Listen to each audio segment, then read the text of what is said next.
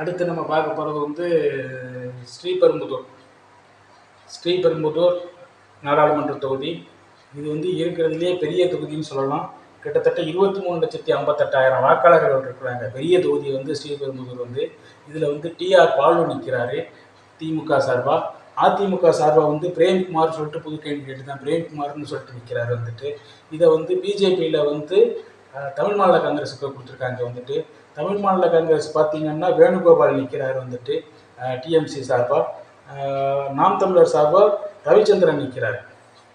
இதில் வந்து டிஆர் பாலு தான் வந்து இங்கே வின் பண்ணுறாரு. டிஆர் பாலு கிட்டத்தட்ட 590 மதிப்பெண்கள் பெற்று முதலிடத்துலையும், டிஎம்சி வேணுகோபால் 380 மதிப்பெண்கள் பெற்று 2ஆம் இடத்துலையும், அதே மாதிரி வந்து பிரேம்குமார் தான் 2ஆம் இடம், வேணுகோபால் வந்து 3ஆம் இடம், பிரேம்குமார் வந்து 470 மதிப்பெண்கள் பெற்று 2ஆம் இடமும், அதே மாதிரி ரவிச்சந்திரன் வந்து பார்த்தீங்கன்னா 270 மதிப்பெண்கள் பெற்று 4ஆம் இடமும், பிறவங்க வந்து ஒரு 180 மதிப்பெண்கள் பெற்றிருக்காங்க.